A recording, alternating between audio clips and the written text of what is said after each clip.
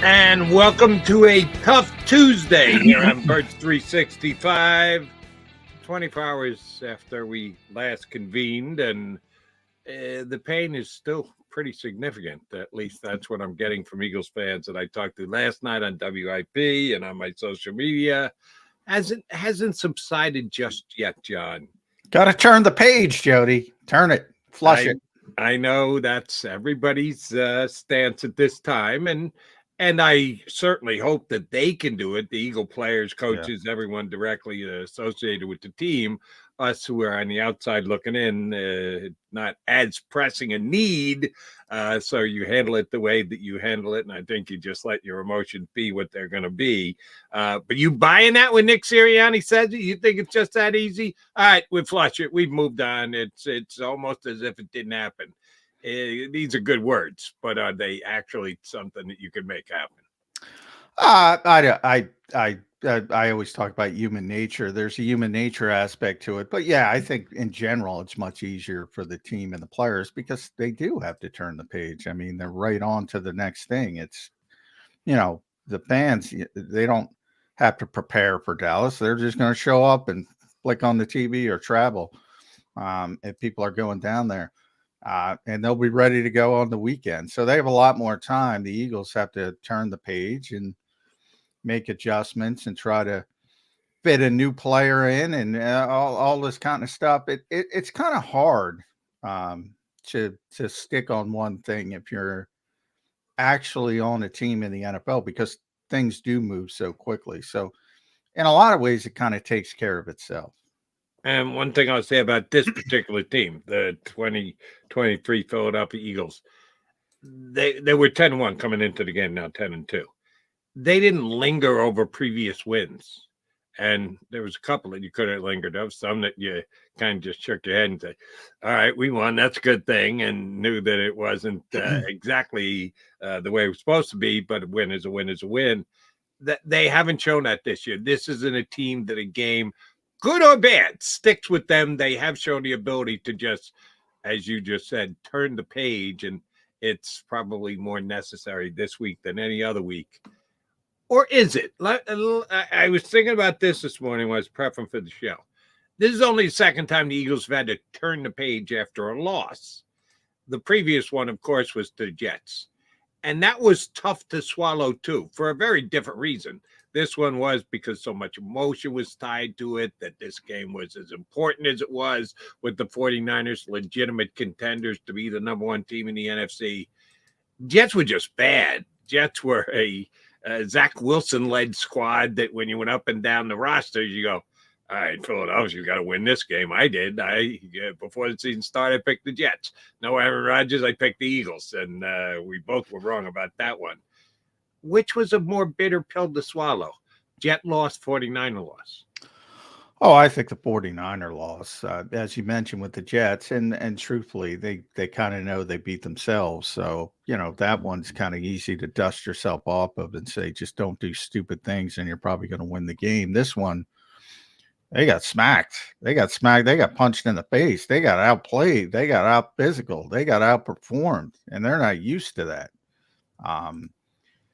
For the past 2 years, I mean, it generally doesn't happen. Even when they do lose, like the Super Bowl, they're in the game and they're fighting. They weren't in that game. They got routed. They got handled, and they are not used to that. So to me, that's the most interesting part of it because it's been a long time.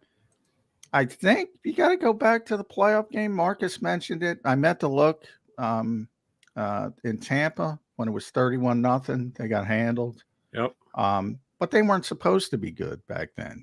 They were a surprise playoff team. That was a surprise early step against a still Tom Brady led team. So even that, I don't think has the same import as this because they thought they were the best team in the league, and San Francisco stepped into their own building, which is usually a house of horrors for opposing teams.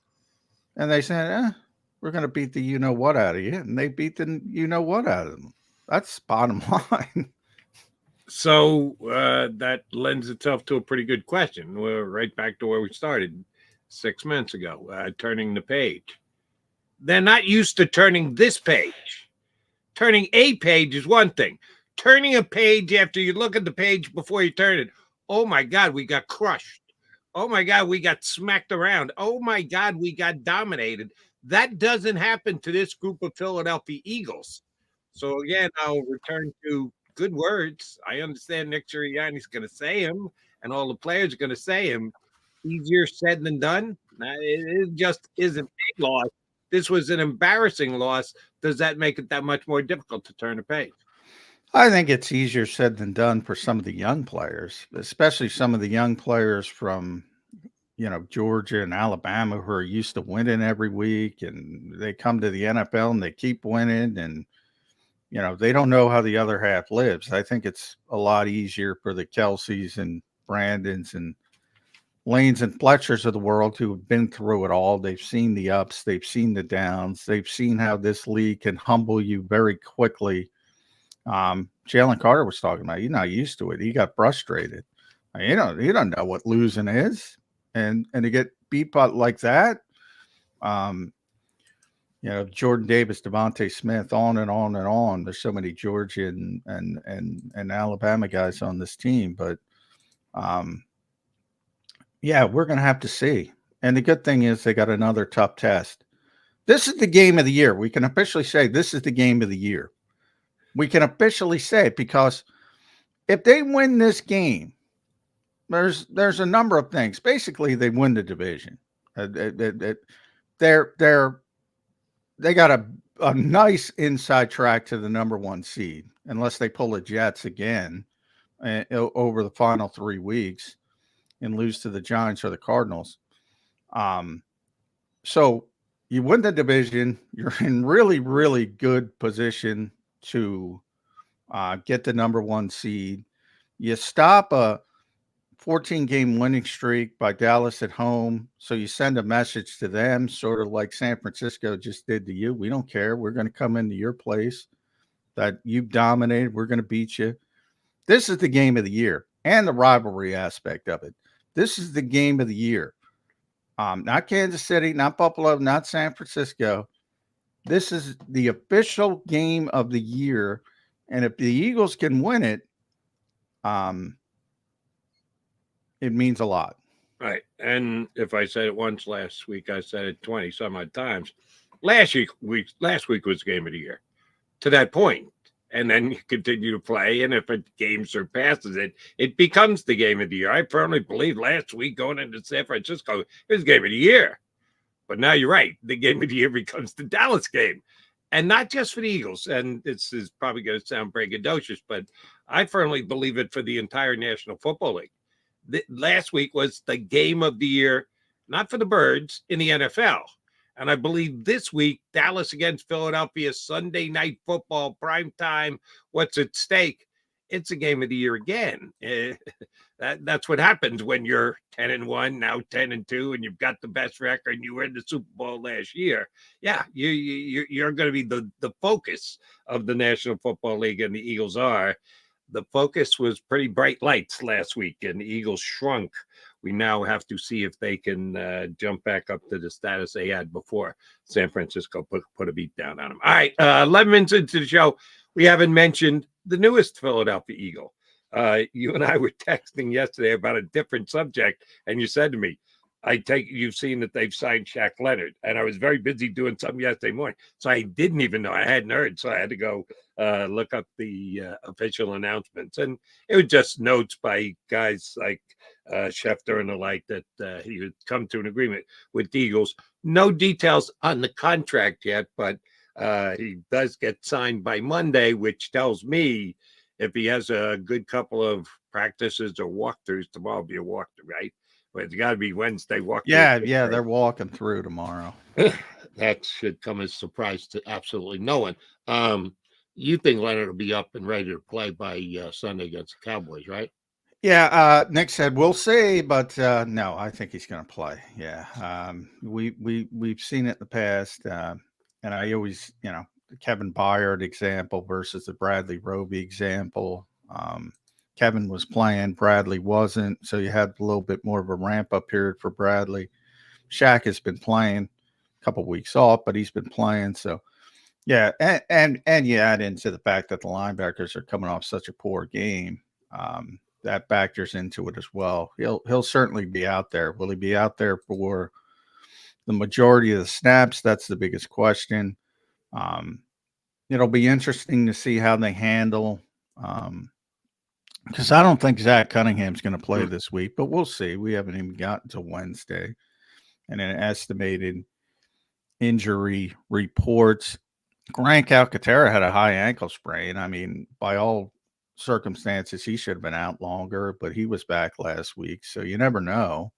But I don't like the odds of Zach Cunningham playing. And if he doesn't, who's going to play the most snaps at linebacker? Is it going to be Nick Morrow? Is it going to be Shaq Leonard? You're coming off that Nick Morrow game. The shoe dropped. Man, did the shoe drop. I don't know if that's a good one, dropping for the Eagles, because, as I said, Nick Morrow was playing pretty well, I would say, overall. And that ended against San Francisco. And they really took advantage of him in the passing game. He was the main culprit for all the yards after catch.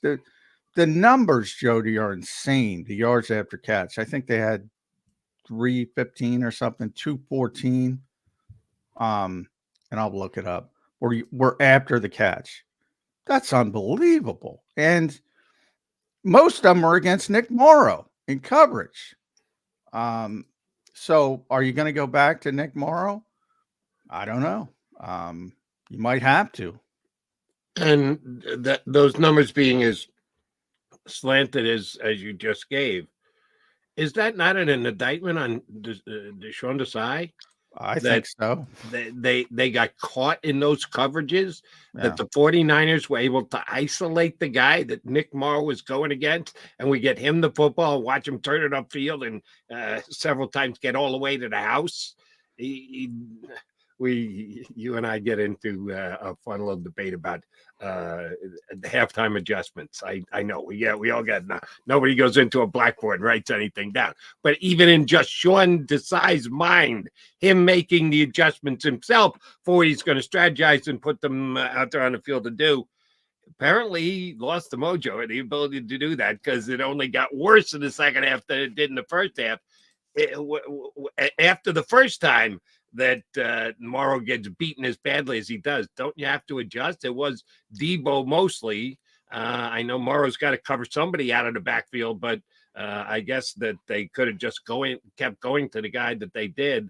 That was a pretty poor job by not only the Eagles, but the Eagle coaching staff, in my estimation. No, I agree. On one hand, what do you do, though? Who else do you have? I mean, that's kind of fair. He's almost got to be out, right? I mean, but so 151 yards after the catch on Nick Morrow. 151 on a linebacker. I mean, I've never seen anything like it. And a lot of those are Debo Samuel. Yeah. What is Nick Morrow doing covering Debo Samuel? Well, it's not, obviously the Eagles play a lot of matchup zone, which some people call man. It's got man principles, but it's really a zone coverage. You take the bubble screen would be the best example. Is that really only Nick Morrow? No, but they probably blamed it on Nick Morrow. They definitely did, looking at the numbers. Yeah. Probably because he was the closest. But yeah, there's more to it. And it was the defense as a whole. Like, I mean, the passer rating against Morrow was 156.3, which, if you're around the NFL, perfect is 158.3. By the way, the passer rating against Eli Ricks, 158.3. I mean, I always say it's players first. I'm not going to sit here. A lot of fans always like to blame the coaches and don't Sure. like to blame the players because they don't want to criticize their own players. But they'll Players criticize first. their own coaches, which I think is Yeah, funny. I know. Players first, players first, players first. I always say, and they didn't play well. But could Sean have done some different things to help them? Yeah, I think that's fair. I did not have a very good game. I just want to make this one note. I see Tommy Lawler, our buddy from inside the Eagles, is going to jump in with us in just a sec. If it makes you feel any better, Eagles fans, and I'm trying here for you guys, I really am.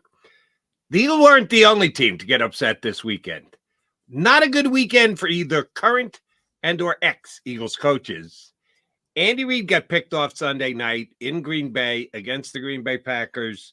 Jordan Love is coming around a little bit. I watched. I was on that Jordan Love trade. I left it. I stepped off, but I'm back on. Okay, good job jumping back on. I was off, and I'm still not 100% back, but I gotta admit, they got a couple breaks. By the way, for the officiating people, sorry, Jody, but like Kansas City got screwed all year. I hear Kansas City gets this, Kansas City gets that, Kansas City blah blah blah. Well, they got screwed in Green Bay. I mean, obvious pass interference wasn't called. So control what you control. Some calls are going to go your way, some calls aren't.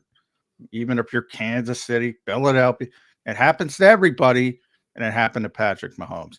And by the way, to his credit, Patrick Mahomes said, I'd rather they let us play than the alternative. And I too want to give Mahomes credit because he said what he said, but part of it was Kansas City had just gotten a real good call that looked to be a mistake call prior to. The pass interference was the bigger of the two calls, so they got one and they lost one, and they lost the bigger one, and you'd of course complain about it, but Mahomes said, "Yeah, come on, we got to play. It's up to us. We got to make the plays," and they didn't. So the Chiefs got picked off, and then last night, ex-Eagles Super Bowl winning coach Doug Peterson got beat by the Cincinnati Bengals. Sans Joe Burrow. The backup QB comes in, Browning, and goes just up and down the field against that Jaguar defense. Not good. And in late stages of the game, Trevor Lawrence turned an ankle. He had to be helped off the field. That looked bad. Didn't know the extent of it. By the end of the Monday night broadcast, they were saying they think it was just a sprain, not high ankle sprain. They didn't even know his ankle when he was helped off the field, had to be taken off the field. So it didn't look like it was a massive injury. That means he's going to miss a ton of time. I'm not telling you he's guaranteed to play this upcoming week, but it's still to be determined. But they weren't supposed to lose at home last night to the Joe Burrow-less Cincinnati Bengals. So Eagles aren't the only team that got picked off this past week.